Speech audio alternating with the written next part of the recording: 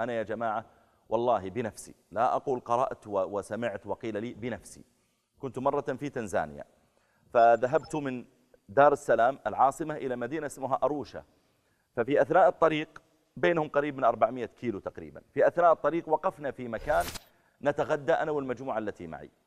فكان بجانب هذا المكان، مكان الغداء، مجموعة دكاكين يبيعون فيها الأشياء الأثرية الخاصة بأفريقيا. كنت في تنزانيا، يعني يبيعون أشياء يعني لأفريقيا، أشياء منحوتات بالخشب وما شابه ذلك. فجئت أنظر وسألت البائع، قلت له ما اسمك؟ قال أنا شعبان. قلت يا شعبان اقرأ علي سورة الفاتحة. فإذا به شاب عمره في 20، وإذا به يقرأ ويعني لا يحفظها جيدا. قلت طيب اقرأ علي قل هو الله أحد، قل أعوذ برب الفلق.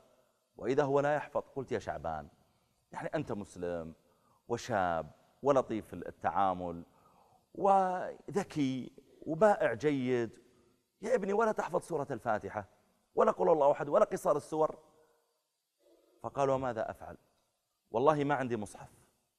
قلت ما عندك مصحف؟ قال ما في بيتنا مصحف، والله القرية كلها ما فيها إلا مصحف ومصحفين، يعني من أين أنا آتي بما أستطيع بها أنني أقرأ الفاتحة؟